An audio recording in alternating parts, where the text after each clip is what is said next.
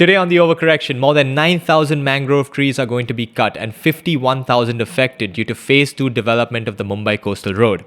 Now, development does come at a cost, but in terms of compensatory afforestation, where are the 75 hectares of green space we were all promised as part of this deal? And meanwhile, India has a fake mango problem this season. Yes, the pride and joy of India, mangoes, is under threat. Now, hopefully the government continues its crackdown on wholesalers taking part in this, but we're going to be talking about what is a fake mango, how does it affect your health, and what can you do to save yourself from this problem. And finally, amidst the escalations and de-escalations in the US-China trade war, there has been a silver lining. My view on luxury bags being completely useless, overpriced, predatory status symbols has been vindicated. Unfortunately, we're going to talk about how these exposés will change nothing. All this and more coming up for you on the overcorrection. Stay tuned.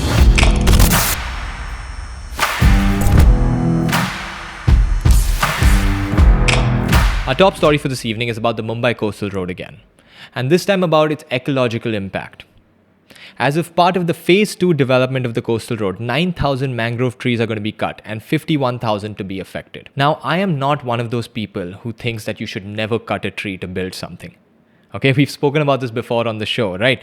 You think they didn't cut trees in Europe where people are taking all those trains that you love to come to India and talk about? Development does come at a cost. But on the flip side, what of compensatory afforestation? Right? What about the 75 hectares of green space that we were promised paralleling the coastal road? Let's take a look at this report that just shows you a few weeks ago what the status is. Currently, we are reporting from the coastal road, and this is the reclaimed land where green space has to be developed. As per the project details, it will be also the reclaimed land would be developed into cycling track, jogging track, also ecological garden and a butterfly garden would be made. A butterfly garden. Guys, you've shown your hand on the flop. Y'all don't have money to even clean up that trash. How about you start by cleaning up this trash that is right there? A butterfly garden sounds nice, but when you can't clean up the road, we know it's complete shit. Okay, today the BMC has amongst the largest budgets of any municipal corporation in Asia. Okay, they should have the money to do this, but they are now waiting for companies to pump in CSR money for the maintenance of this project. When this project was sold to us, and by us I mean the citizens of this country who have paid for it with our taxes, when it was sold to us, we were told that no commercial activity will take part. It will be this new green sanctuary borderling our skyline, changing it from a concrete jungle to something a little more beautiful, aesthetic, and pleasant to be around. Now, when they are considering allowing boardings and advertising to take place as a way to generate revenue, well, that's just like a slippery slope. Oh, these advertisements are not generating enough revenue now. Let's just do one Starbucks, guys. Let's just do one Starbucks there. It won't change anything. But over a year into the running of the coastal road, as of now, we're still at the stage where there have been only expressions of interest. No tenders finalized, nothing been done, and without even having to be inside the BMC and know how it's working, just go for a drive. All you will see is this dirt and garbage in the middle that we mentioned. So clearly no steps have been taken. Meanwhile, they are starting the cutting of mangrove trees for the phase 2 construction. You know, we're going to be talking about this more, but the fact that the BMC elections have not happened in 7 years may play a big part in why the BMC does not feel the need to listen to us. Does not seem to care at all that this is something that we were promised. Maybe the BMC elections is something that we need to push for so that we can start holding our elected officials responsible for things that they have promised to us. Because at the end, if this coastal road is just today, instead of contributing to green space, the uncovered dust is just leading to more pollution. Our next story is about headlines and how misleading they can be.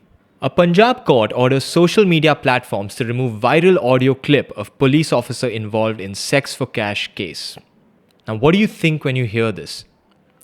Our goddamn corrupt government is using the powers of the court to protect corrupt cops, right? This is where my mind went when I read the headline.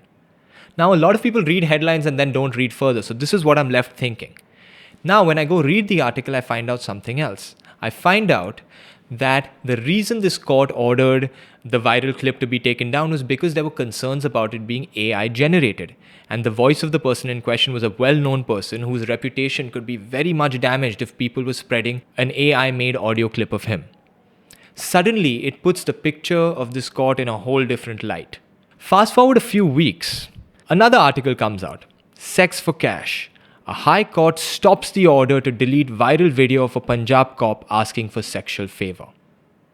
Now what are you thinking? Now you're thinking, oh my god, what a great job by this court to allow this clip, which is obviously trying to be pushed down by a corrupt government out there. When in effect, if you'd read the details of the first thing, you would know that this is terrible.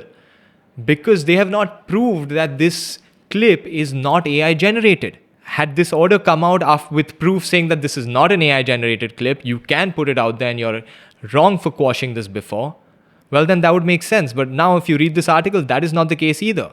The reason they have said that the lower court was not allowed to quash this clip was because the person who made the complaint was not directly affected by the clip. I guess litigation in public interest or someone else's private interest is not allowed. As though that should be a reason to quash it. So yes, while there is a whole issue in this story about how do we deal with these AI clips, to me it feels that if someone is submitting some audio clip in today's day and age, get it digitally certified to say that, hey, a third party has verified that this is not AI, and then submit it. But we have seen what all these AI apps can do with voices. This is one I really want to know all of your opinions on. How do we navigate this? Please leave a message in the comments. What is the right move taken by the court? Can this be abused saying that anything's in AI? Do we need digital verification to be at everyone's fingertips? Is like this the next startup that India needs to have, is a cheap way to tell if something is AI generated or not? Because this is just the tip of the iceberg. Fake mangoes. Now, fake mangoes are also called artificially ripened mango. It refers to ripening real mangoes using harmful chemicals like calcium carbide or ethaphon instead of natural methods.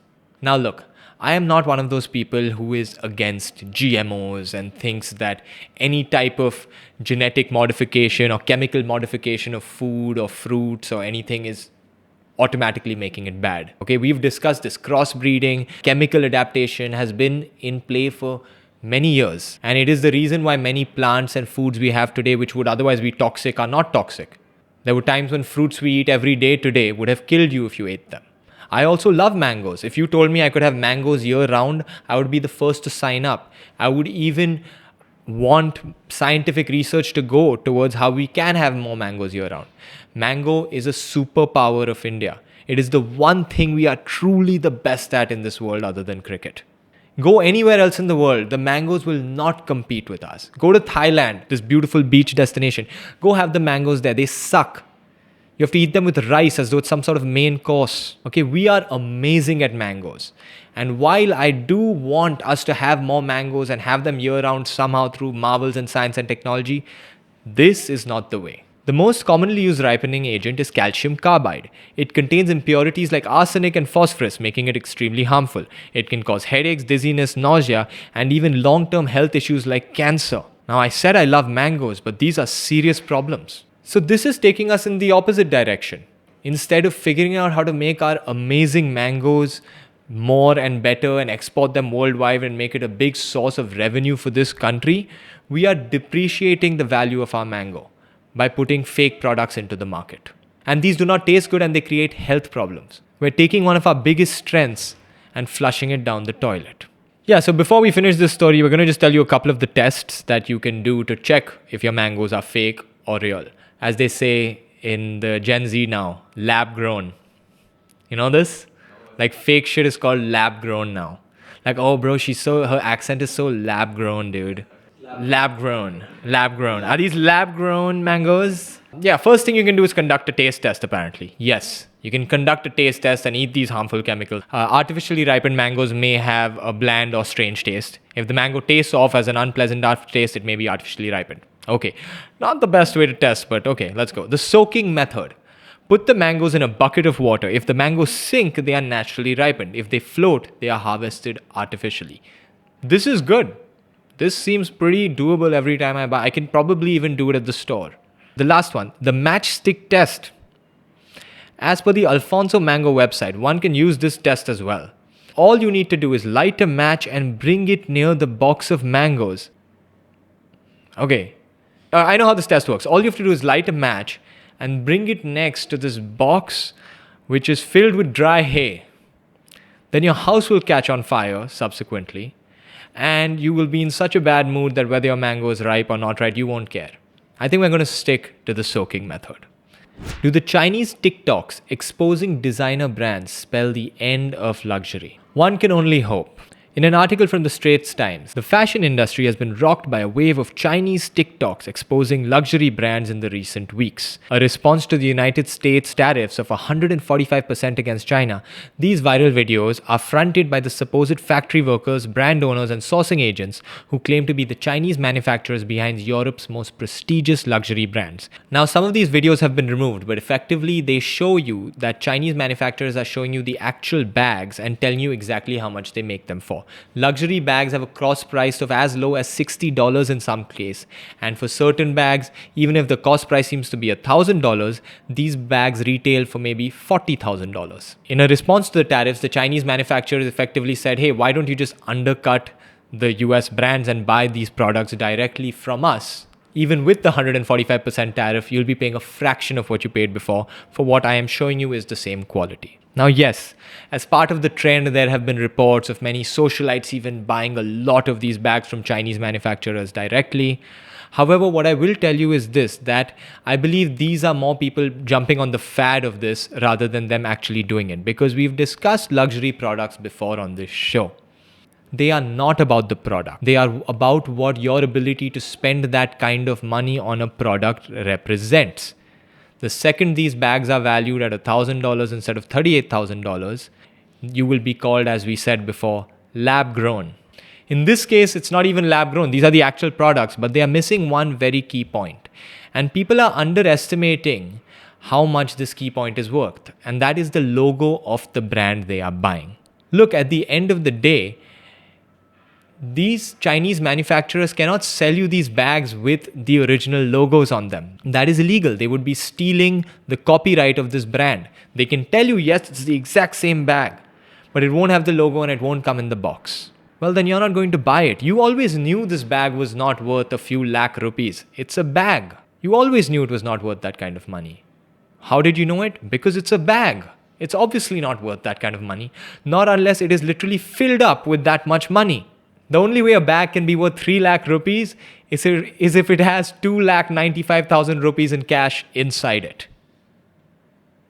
So that's why this doesn't change anything. Yes, they've made a few TikToks on it. Yes, people can be up in arms. But they're not telling you anything you didn't already know before. Another interesting part of this whole thing is what China has, how they have strategically played their hand in this whole issue. I think the most interesting part of this whole luxury bag expose is the positive effect it had on Chinese manufacturing. Right, they have redefined made in China. Made in China is no longer that cheap plastic toy you bought. It's that designer Hermes that you got, which you claimed you bought only for its quality and construction. Whenever someone asked you why you paid multiple lakh rupees for a bag that was empty, you tell them that it's the leather, it's the quality, it's the construction. It holds the test of time and it will not break. Well, now China, made in China, represents those bags. That's our stories for this evening. I'm Rohan Paranjpe. This is The Overcorrection. Stay tuned.